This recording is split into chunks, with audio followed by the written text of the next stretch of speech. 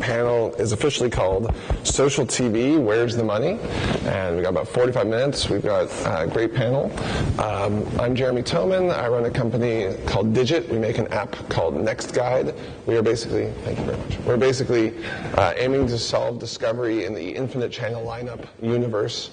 We have an iPad app that you can download called NextGuide, and we have a bunch of social features, and so we play a little bit of a role on the social side. I'll be moderating, participating a little, keeping us lively, having some fun, and if it all fails, I'll start juggling or something. But with me, we have three great speakers. I'm going to ask them to each introduce themselves for about a minute or so, and then we'll just dive right in. So, Alan, why don't you kick us off? Well, good morning, everybody. Thanks, Jeremy, for having me here. I'm Alan McLennan. I have a company up in San Francisco called the Patam Group, Pure Advanced Digital Entertainment and Media. Been around 6 years. What we do is we work with companies all over the world in this particular environment, but also in second screen applications and the evolution of, shall we call it, television onto multiple platforms. And that also means ratings, rankings, technology, and the like. So there's going to be a lot of questions and discussions I have to think around social television, because this is something that has yet to really been embraced here in the U.S., but is definitely having some interesting applications around the rest of the world. I was the original founding president of Rentrack, AMI division, and first CD-ROM game called Lion King back in the 90s, and first on-demand system, first underlying foundation and technology for the media center for Microsoft. So a little bit of history, but a lot of knives and arrows in the backs, too. So, thanks, Alan. Erin? I'm Erin Gargan. I'm the president of a small social media and PR firm in Laguna Beach, California. And I really started my career with Sinclair Broadcast Group, selling spots and dots as an ad sales rep. So I feel the pain points of the household ratings and the demographics and how that business model is now shifting. From there, I worked for a company that was building early days social networks around global trade shows. So one of our largest clients was NAB. I'm sure a lot of you have been attendees or exhibitors at that particular trade show. We started trying to figure out ways to connect exhibitors with their most highly targeted attendees. And then LinkedIn came out, and we weren't that original anymore.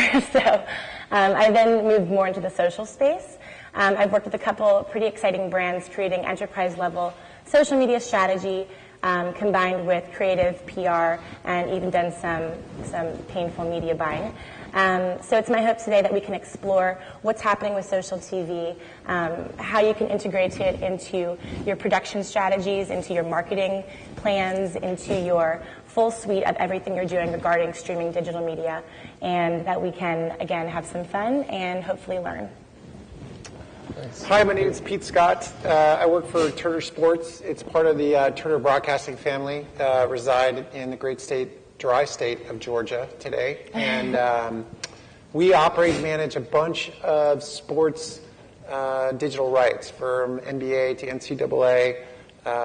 We participate with Major League Baseball on some of our TV deals.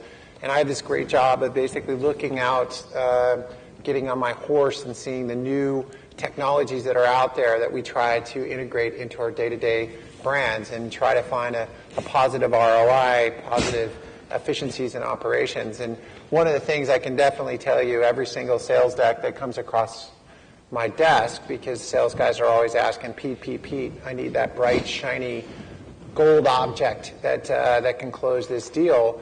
Can we check the box in social, and what can we do in social to basically generate more revenue? So it's very, very, very important to our business to drive multi-million-dollar deals, to have that component. Now the key is hopefully we'll discuss that today, is what you guys need is a sort of as a tool chest to go back to each one of your bosses and say, this is what I think we should be doing, and leveraging to try to get more ad dollars, to get more eyeballs, to get more people integrating with your brands.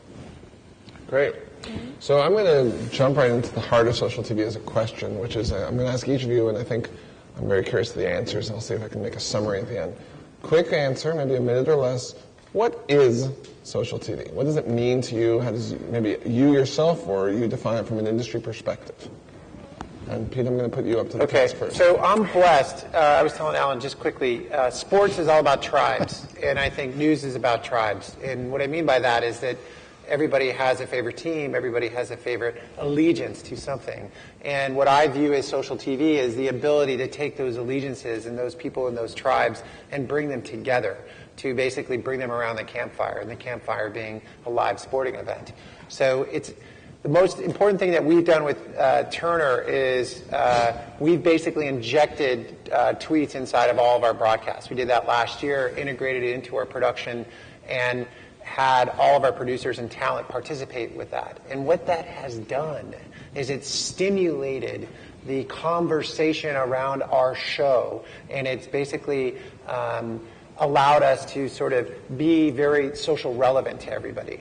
There's a whole bunch of companies that are starting to track the social sort of metric and what's important. And what we're finding is that if you inject it and make it part of the conversation and use it as a production piece inside your shows, it's going to make your show more relevant to more people. And again, I have that luxury of tribes. So for me, the social TV is basically bringing those people around the campfire, that live experience, and trying to leverage that as much as we can. All right. By the way, Sophie mentioned some of the companies looking at some of the analytics. Unfortunately, Mark from Trender was supposed to be here, but I think he's learning how to swim. But we wish them all the best back on the other coast. So, Erin, what do you think? What is social TV? Yeah, I think I'll kind of start by just asking a quick question to everyone here in the audience. How many of you, raise your hand, have discovered a new show from your social networks? Anyone? Show of hands? Yes? A few? Wait, I want to modify Erin's question. Now, you might have done it offline too. Raise your hand. So, in other words, a friend told you about the TV show? There you go. There's a lot of people checking email still. And then a show of hands. How many of you have actually tweeted or texted while you're watching television on your couch? Okay, cool, a lot of hands. How many of you have checked in using a social TV app? Anyone? Are we, okay. Does it count if you made the app? Yeah, if you made the app, it doesn't count, no. So a little bit less. Now, I guess the final question is, how many of you, while you're watching television and you're texting and tweeting and possibly using awesome social TV apps, how many of you have then gotten off the couch, logged onto your computer, and purchased a product or a service because you saw a TV commercial? No one, right? So what I'm seeing here is there's a clear disparity between consumer behaviors and engagements and how we're monetizing them. So there's definitely a chasm to be crossed with that. And I think what's interesting is when you look at the behaviors around social TV, it's extremely similar to the sharing behaviors on any other social media strategy, right? So one of my girlfriends is the chief scientist at Bitly, like the link shortener. And what she said is it's interesting that what people are looking at is not always what they're sharing, right? So you may be looking at sexy Halloween costumes and adult entertainment and cute puppies and kittens, which are the top 3 most looked at URLs across the whole internet, right? But they're not the top 3 most shared. What are the top 3 most shared are, Forbes, how to be successful, top 10 ways to be more, efficient, politics. Because people want to appear a certain way to their trusted network, right? So in talking about social TV, we have to think about the type of content people are going to be most inclined to discuss and what's going to be emotional for them to want to either share to their friends or to share to that subculture of strangers who happen to like the same show that they do. Because people's taste in television, it's like snowflakes, no two are the same, and the highest rated shows are not always the most social shows. So I think when you're looking at that, it's about figuring out, what's going to make people talk to their friends about a show? Is it going to be a character breakup, a plot line, what's exciting, what they're angry about? Or what's going to have them engage with someone on Twitter that they don't know, but who's also a fan of the random geeky sci-fi show that I don't watch, but I'm sure plenty of people do. And I think that there's something we see where it's almost like that spontaneous connection between 2 people that are connecting over a show, and then maybe they never even connect again on social. It's almost like social media one-night stand. You know what I mean? It's like we're feeling it, we're watching this, it's amazing, it's happening, and then we never really engage again. And that does happen a lot with a lot of the social TV. So I think it's something where we have to figure out kind of what are the behaviors, how do we capitalize on them, and ultimately, how do we leverage some of these data insights to make better content, more entertaining shows that are fun to watch and facilitate social connections. Great. Alan, your take on social TV? Sexy Halloween I had a big costumes. coffee. Start with sorry. sexy Halloween costumes. I was cold. The audience picked up at that one. Sexy Halloween costumes. Well, first of all, to me, it's an oxymoron. Social television is, what I'm listening to, and particularly what Pete said is, it's a community-centric exchange. And so is it really social television, or is it just another social network that's connected to a programming metaphor? And in that particular instance, that comes down to me, what social television is an exchange of ideas within a community to be able to explore and navigate to new types of programming that each one shares. So it's more, social television to me is more of a navigational tool, and in that being able to connect and facilitate that community's interest in programming. That means advertising. That means raising of ratings, rankings, being able to connect that out into the marketplace. All right. So as I heard you guys talk, I think one of the themes that came out, which I think is important as a little bit of a takeaway, is you hear a lot from the quote social TV industry around the emphasis on everything's about live and check-ins and real-time tweets and hashtags and things like that. And I think what I just heard didn't necessarily line up with that kind of more popular definition. I think we heard a little bit more about community engagement. That was kind of a common theme, which I agree with a lot. I'm a fan of the show The League. I'm on season 3, right? The live one, season 4. So the last thing I actually really want to do is engage with anybody live about that show. For all I know, they've already revealed who wins the next season or this, that, or the other. And you imagine that with shows like Walking Dead, right? Walking Dead is basically every episode's a spoiler. You can't possibly want to know about the next episode. So, when you see communities forming or the spontaneous ones forming, I want to move the conversation and force you guys to talk about it from a slightly different perspective. We've talked mostly about Twitter here. Where does that all live within Facebook, which we know outpaces Twitter on literally 100-to-1 ratio? So where's the Facebook element of these things? And have you guys seen things working, happening, interesting, et cetera? I think for me, Twitter is sports. Sports is so perishable, right? So tonight, we open the season on NBA, and, Dwight Howard and Steve Nash will be playing right down the road, and he'll make a shot in the first quarter. But if I don't get that shot out to as many people as fast as I can, then it's perishable, because in the second quarter, Steve Nash or Dwight Howard shoots the next shot and becomes even more perishable. So for me, I lean more towards Twitter because of the quick response based on the live experience that we talked about. Well, and I think, go ahead, I'm sorry. No, so I want to push on that a bit. Yeah. So I live in San Francisco, so we obviously had a pretty good Sunday. Yeah.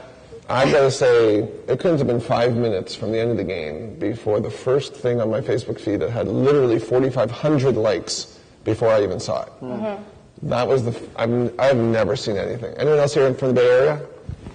Any of you follow any of the Giants stuff on Facebook or Twitter real time or close to it? Look, I'm not even a baseball fan. It was awesome. All right. Well, so is it also, is it lack of tools also? Because I know that Facebook's a little bit more closed to the outside world. Yeah, I don't know. I think the barrier of entry for sports, I think Twitter usually sort of surpasses that in a lot of different ways. I think Facebook sort of provides a little more time after to contemplate about the moment. So maybe that's why it worked for you, where the game's over, I'm psyched, I'm going to go celebrate with the Giants, I'm going to go out, and sort of you have a little more time to sort of think through your thoughts. And sort of for sports, that's where it sort of leans to. And I think, Facebook sees this as an opportunity as well, right? They're trying to sort of integrate, find TV people, bring them into their culture at Facebook, and figure out ways that they can bring this sort of these groups together. Mm-hmm. Okay. Yeah, I actually pulled my personal Facebook community. I'm not super popular, but I do have over 1,000 friends. And that's super popular. That's pretty popular. Yeah, I don't want to brag, but I think I'm brag. That's a humble brag. Yeah, so only about 10 of them do I see on a real basis in real life. But I think what was interesting when I asked my community of guys on my Facebook page, I'm like, what is up with you guys and sports and Twitter and Facebook? You won't talk about anything else but sports on social media. And my friend Christian, who's from the Bay Area, said that he is convinced he missed at least 2 innings when all is said and done of the Giants game because he was just on his newsfeed liking every single Giants status update that he came across. So I don't know if it's the lifespan of a tweet versus a post. You know, a lifespan of a tweet is a minute, 2 minutes, depends on how often you scroll. Lifespan of a Facebook post, about an hour, maybe 2 hours. So Twitter is more, you know, to Pete's point, it's a real-time micro-blogging, on-the-go, completely mobile experience. Whereas people do still have that desktop component with Facebook where they are goofing off at work on their PC or their Mac. I don't know anyone that really tweets from a desktop. So it's either the lifespan or just the frequency. Like you can tweet 8 or 10 times and no one thinks you're psycho.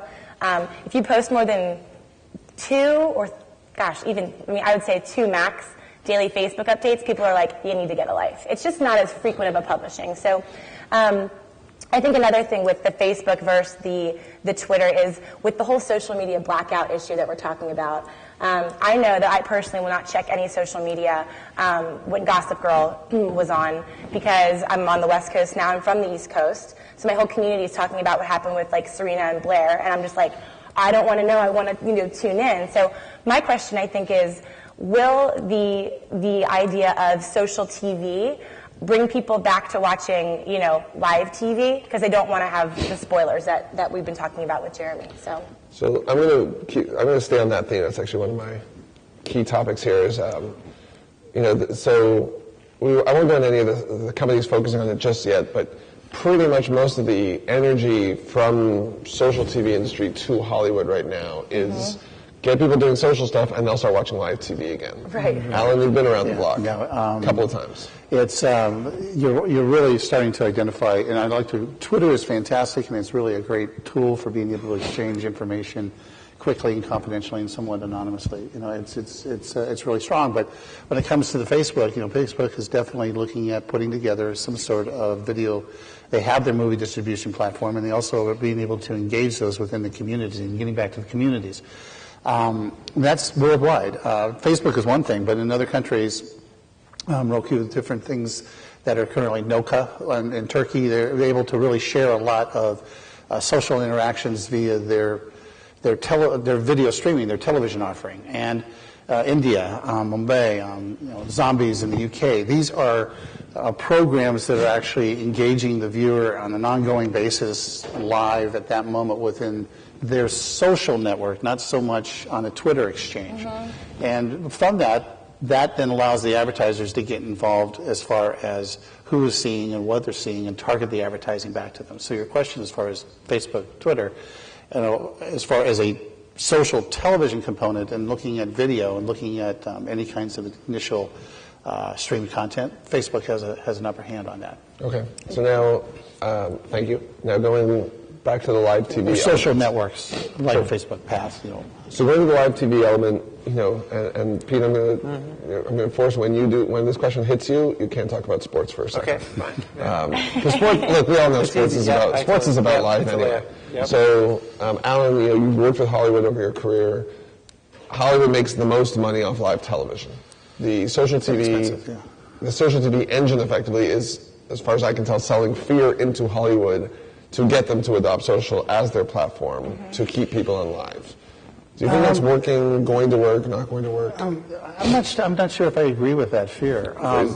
Let's step back and look at the actual architecture of what we're talking about here. It's more device-centric, more platform, versus it is actually the fear of eroding any kind of viewership within the entertainment community. Bottom line of it is what is television? What is the definition of TV? And where is it going to be viewed and what is it going to be viewed on? And consequently, whether it's a television that's on the screen or whether it's your device, your PC, your phone, whatever it might be, that in and of itself is enabling you to receive, or they're able to receive the profile of what you're watching it on. That profile is actually more important. Is it an erosion? I think it's only an erosion from any or fear from anybody that really hasn't been around the block, as you said, to really take a look at the programming, the consumer. We're a little slow to adopt activities here in the United States versus other parts of the world, and that are really needing content. And so if you provide content, you've got a viewership base. To provide that content, then, as Pete says, there needs to be a an ability to share that excitement, that information at that moment. So you right away moved away from the television. Now you're on a different type of device. Mm-hmm. So the big caveat there is really questioning how are you going to enable or how are you going to empower the ancillary devices that are available to you to complement the television programming in and of itself, if that answers your question. It does, but I want to keep on my thing for a second. I'm going to be obstinate because I like doing that.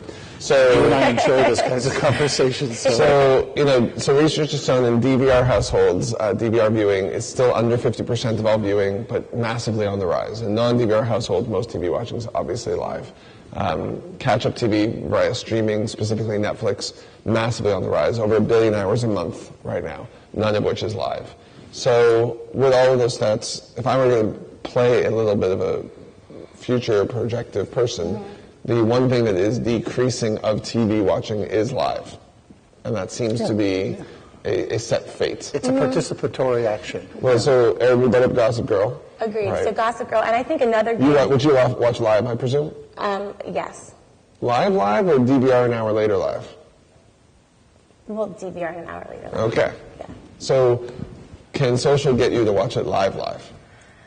I don't know. You like the social. No, I know. I think the question is like, what's the triangle between live TV, the DVR, and the Hulus and all that kind of stuff, and then the social TV. So it's kind of like this triangle of different ways you're going to consume the entertainment that you love, right? Yep. So I think a great example to explain how this is evolving, to your point, is America's Next Top Model. So America's Next Top Model is, obviously it's on TV, so you can tune in and watch it live and see Tyra, whatever. Or you can go and watch it on Hulu, where on Hulu, they encourage you to go onto your Facebook or Twitter and vote for who you think is the best top model, who's the next top model. So now it's like, there's a live TV show, but I'm watching it on Hulu. But then they want me to go to Facebook, which I'm already talking to my girlfriends about it on Facebook and Twitter anyway, so it's a natural progression, right? And then what's happening on social is now that part of the show, the actual show format is being shaped and molded, because now not only is it the judges' opinion of the models, but now they have their social media score, which plays into the competition as well. Sure, but keep in mind what you're doing is actually not what Hollywood wants. Right. Hollywood wants you live. Agreed. Period. Agreed. And that is the business model for television. It's watch it live when it comes on. That's how the sales reps are selling the demographics and the household ratings and all this stuff. But ultimately, I think that they need to evolve the way they're packaging and presenting advertising from a traditional model of household ratings and demographics to a more interest-based model, using social data like, I wish the guy from Trender was here. I'd love to know, besides volume, how are they surfacing the most relevant conversations to drive those business insights, right? So whether it's what are they talking about, what's their sentiment in the conversations, and who are they? Are they stay-at-home moms? Are they publishing off of an Android device or an iPhone? All this data is going to ultimately be able to impact not only the content creators in Hollywood, but the way the networks make their money and how they're positioning their advertising. Pete, can I jump in there for just a second? Yeah. I think that's really key here. Live events, in comparison we were talking about beforehand, I'll roll from there. The X Factor numbers on the social networks are through the roof, whereas The Voice is very low, but The Voice's ratings are very high. So from an advertiser standpoint, it's very key. So which is more valuable? You ask that question. And obviously The Voice is more valuable. Ratings, rankings, this key. All of the elements that we're talking about right now really is lovely, but without some sort of way to put a value on who's watching or participating, it's really not. In other parts of the world, they have definitely figured out how to put that together, but they're still struggling with a viable rating system, which then leads to the next point, and that is the advertisers. Advertisers are pretty slow. There's really nothing that has changed in the advertising community for probably 25 years as far as how media is bought, how it's viewed, and how it's viewed. So we are with Mark and with Trender. There's some very interesting products and companies that are doing some tremendous data analytics. There's some tremendous products out there that are starting to help facilitate that information from a data feed standpoint. OpenTV has a great product that's in the marketplace as far as advanced advertising to be able to allow that. You've got the ability within the video components of the companies starting to actually put together short-form videos posting to create interest in the networks in of itself. And that's like WeVideos being able to put together these cloud-based activities and collaborating. There's all kinds of elements here that are coming into play. Bottom line of it is who's watching? And how much is that value there, and then across the platform. So I know Turner's doing some very interesting things. After Pete, if someone from the audience has a great question, I'll come looking for someone out there, or we'll just keep it going. But Pete, So it's one day we have to prove that the social engaged audience is potentially more valuable than the rating, in the sense of, does that person share that product with multiple friends? Does that force people to go to the store and actually buy it off the shelf?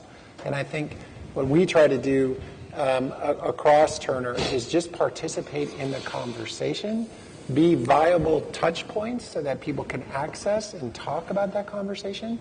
And if it can work that an advertiser feels like a social active audience is more important to them than the rating, and sometimes that's the case in some cases, we're going to leverage that. But we, as all programmers, have to make it, I think, really easy for our fans and fandoms and tribes to basically participate with those shows the easiest way that we can. Because I think that way, I would argue, we talked about appointment viewing. We're still talking about appointment viewing. Like you said, that's where they make their money. They want everybody to sit down at 8 o'clock and watch the show. But, I know in my household and others, people don't do that anymore. And I think it's interesting that model is still going that way. So it's our job to figure out a way that we can show these advertisers that, look, there's more value than just getting everybody to sit down at 8 o'clock and watch it. There's this sort of long tail strategy that can make your brand participate with all the wonderful, themes and shows and all those different things. It's an ideal world, I get it, but that's where I think we all should be trying to do that. let me actually. We got to jump in on Sure. that. I would agree. It's our responsibility to help prove out what is the value around all of this, and make it compelling. I just have a question. You asked a question. Are there any agencies in the audience? Is there anybody from an ad agency here? Content creators? Who's here? Okay, who makes content? Media buyers? Wait, not at the same time. They can only have one. They can only raise content owner and/or creator. Okay. Content creator. Distribution. Okay. If you're on the distribution side. Okay. Pure technology in some way, technology enabler. And is there a big category I missed that someone feels is misrepresented? CDN distributor, yes. All right. So I do want to. The reason why I want to ask that is that there isn't anybody, and so from an advertising standpoint, here we're having this discussion. The value proposition is there, but yet there's no one, at least, kind of exploring a little bit of this discussion. Well, and that's rather key to me. So we've gone out and engaged. We've talked to all the major agencies about what we're doing, and on our side, when we go and have those conversations. At the end of the day, first of all, the volume matters tremendously. So, whether we all like it or not, Nielsen is currency. And that's the truth, right? Nielsen is the gold standard. So, when a show like The Voice, or was the X Factor gets 1.2 million tweets, we don't yet have a benchmark to understand what that means versus a Nielsen point. Right. We don't know if that matters, right? So, when we're looking at our stats, we sit down with the agencies, show them our product, talk to about things. They are open to experimenting. I will say that they are hands down like, well, what would happen if we did this or X or Y or Z? The problem as I see it is that, and this is what my cautionary tale anybody else here is with a startup is, we're not going to take their money right now. And the reason is I don't want to burn that bridge for later, because when I do come back and I can understand that, 1 million social engagements equals a thing, then I can turn that into something that's bankable in revenue, as opposed to now where it's like, I'll give you 1 million tweets for 1,700 likes for 3,300 check-ins, and at the end of the day, we'll just call it even with one poker chip. It's like. What's interesting about what you're talking about is the fact that, although the social activity is such a small percentage of the viewership, so if you look at the viewership, it's X million viewers, and maybe they're saying, oh, the social component's maybe 1% of that audience, right? But a key thing to keep in mind from a just a general social marketing standpoint, is that a foundational understanding of social media is that it's the 80-20 rule like anything else in life. So you have literally 20% of the social media users that are out there creating 80% of the content. So 80% of the social media world are just voyeurs. So what is the value of maybe that 80% seeing the tweets about the show? You know, the diehard fans, yeah, mobilize them, get them to promote your show, but what is the value beyond that? And I would even argue further that as content creators, you're really sitting at, you're in a tough place because you're sitting at the intersection of creativity and technology, and that's a tough place to straddle. So I think, you know, figuring out ways to make those data-driven social behavior decisions and weaving them into the content you're creating is going to be who wins in this space. Jeremy, real quick, the one thing that has happened, because we want to monetize social TV. Well, I was actually going to come back to you. There's a ton of marketing dollars, right? So what happens with us is when an ad sales deal goes in, you basically can leverage marketing dollars that otherwise weren't there or part of the pie, right? So now we're leveraging the fact that if you can show the value of driving more likes to a sponsor's page by using your content to aggregate more people on their behalf, that becomes a wonderful opportunity for us to now get money out of two buckets. Can you do you have any, like a case study you're allowed to share? Driving shoe sales from NBA footage or something? Well, I don't have a case study, but they're indexed now where we're working with advertisers to see how we can leverage our content to drive more people to their Facebook pages. So let's just say we're working with Coke, and Coke has 100 people on their Facebook page. How can I show them by putting NCAA highlights on the Coke page or putting basketball highlights on the Coke page? I've created more likes from 100 to 1,000.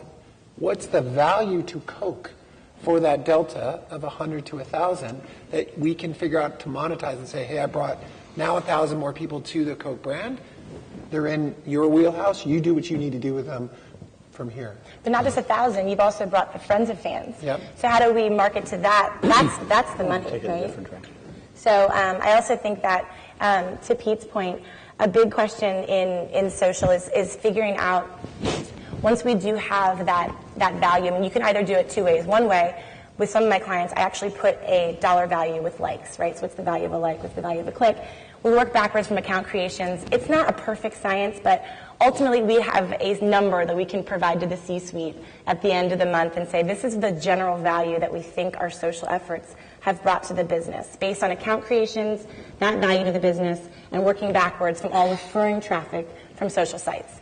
A lot of holes in that theory, but at least it's something, right? So, go ahead. It sounds better than Madoff math. What's Madoff? Yeah, right. But maybe not. Not as good as. It gives us something. Somewhere in between. I want to dial back for just a second and talk about, just from brainstorming and creative discussion here. And I really want to play off what Pete is saying. You know, what's the value here? You know, there's a lot of one-to-one communication, posting, here's a comment, here's a comment, here's a comment. Community-centric activity is really key in the evolving of this particular category. You know, a few years ago, I did a television series in Africa with phones called Africa Diary. Sundance Channel will put it on in the second quarter of 2013. It was all dealing with children in the community. They were putting stories together, they were posting it, they were sharing it, but the one fact of what happened was all the viewing in those communities, in those villages, were in the evening where television programming took place. Had very little connection. Community, groups. What's very interesting that's being left off the table, it seems like, when I keep hearing, is the value of that community, not just from an advertising standpoint, but potentially where the lower rated programs play. And let me get to this point. Discovery Networks, History Channel, these are educational channels that actually have very interesting programming, and they want to engage their viewers in an exchange to help advance education. And while entertainment is the big, precious commodity that we all look and love, education in the social community is extremely valuable because what starts happening within that, and that's social television / if you want to put it that way, education. You have a lot of mentors starting to come out, just people participating, taking attraction to individuals. Maybe that's not the right word. Taking interest to particular students that want to play. So the value of social television is really the definition of television. And whether it's entertainment, whether it's sports, or whether it's education. And I think one thing that's not being discussed and should be discussed is the ability to use these platforms for the advancement of education, exchange. So just the creative brainstorming there. I was just listening to a lot of points. Fair point. I do want to, we're going to start running out of time. Is there any burning question out there? Because I'm happy to turn it out to you guys, or I'll keep us going. That light is so bright. Nothing burning. Oh, right there. I'd like to hear from you guys, how do you see second screen devices attached to what is social TV? Sure. You have a page, and I am talking about second device, not just opening my Twitter account, right? More like an application developed by the company. Sure. So the question, so everyone can hear it in the recording, is how does second screen offerings play into all this? Where does that affect, or where's the monetization, et cetera? I'm going to open with one statement. I think there's some clear paths. The people who own the content will make money off the second screen. The networks will make money off the second screen. Twitter and Facebook will make money off the second screen. I think we can all say, I don't know what the breakdown will be, but those are safeties. Who else is out there that's going to make money? And let's define the second screen specifically as an engagement platform that a consumer uses while watching a show. Mm-hmm. So you're watching a show, and you pull out either a phone or a tablet and do something related to that show. Mm-hmm. It's not, for example, my app would not count in that category. I'm in Discovery, so we're not there. But you've got anything from GetGlue to Zbox, Vigil, and a few others. Thoughts? Lots.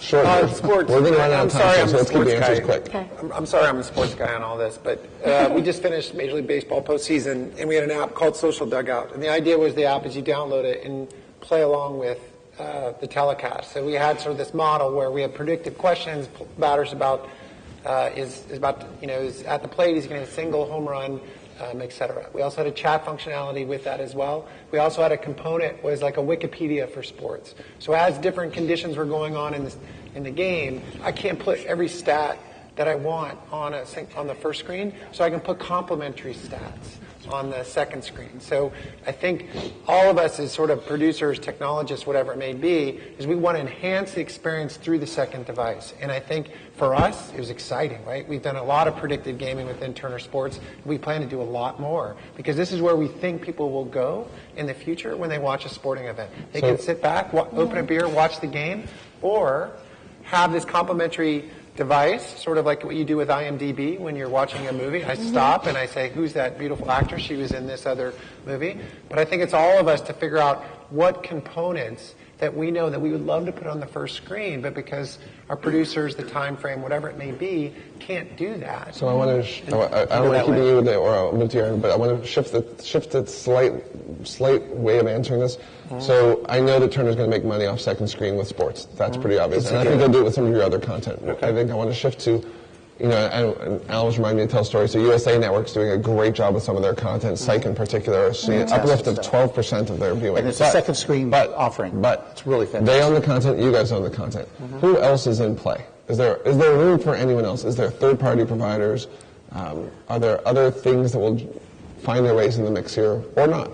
I think if someone can figure out how to do one thing really well in that space, because what I'm seeing with all these apps is that, like, I'm in the industry and I can't keep track of all these apps. I mean, it's just so saturated. GetGlue, yeah, I know they're claiming that for scripted television shows, they're outperforming Twitter in terms of the engagement and all this stuff. I don't know if that's true or not, but what I will say is, I mean, Instagram makes pictures cooler. Facebook, hang out with my friends. Yelp, find a restaurant. Like, find one thing that you do really well and deliver against it. I also will say that, I don't know if anyone here is associated with, like, The Good Wife, that show. You guys have seen it, obviously. Is anyone here so, from that? Anyone? Yeah. I mean, fantastic. But one thing that I found very interesting but it's kind of what you're talking about, where they do on the content, is that they have the writers telling people why they made decisions about the breakup or the character development. And the showrunners that are listening to social data to that extent that they're even giving you the behind-the-scenes value, creating some kind of an app that can maybe aggregate, behind the scenes,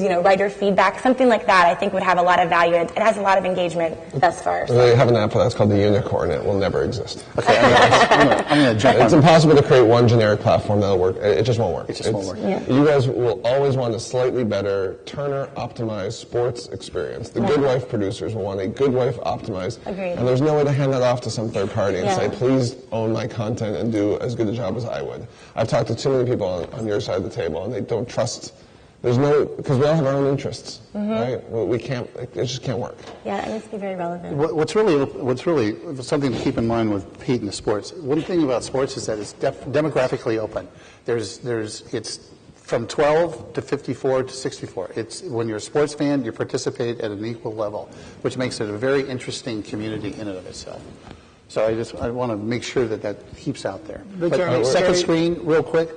There's the products that are out there right now in the food chain that are really taking over, and it's very strong. It's like Z-Box in the UK is doing a fantastic job. A lot of buy-in here in the States with Comcast. There's a difference between industry push and consumer pull, and I've yet to see the consumer pull of any of this stuff. I would agree. And the So back end, doing well is a specific definition of they've struck good deals. there's an exploration going No, on. not on Z-Box. They've struck good deals. They do but- struck great deals. Yeah, but So- I've yet to see consumer activity. Right. And talking to people at the studios, they're not seeing it either. But Sky's had some really solid traction within like Zombies. I mean, that's really a strong social community within Zombies because, again, they're all sharing the fear of the programming element. But it's the promoted social content versus the organic social content, and that's where I think that the discrepancy lies. Pete, you wanted to jump in on it. Well, I just want to say, I was about to bring up Z-Box too. Please. There was a reason why Comcast and NBC wanted to invest, wanted to invest in them was because I think, quite frankly, they probably weren't as skilled to do it themselves,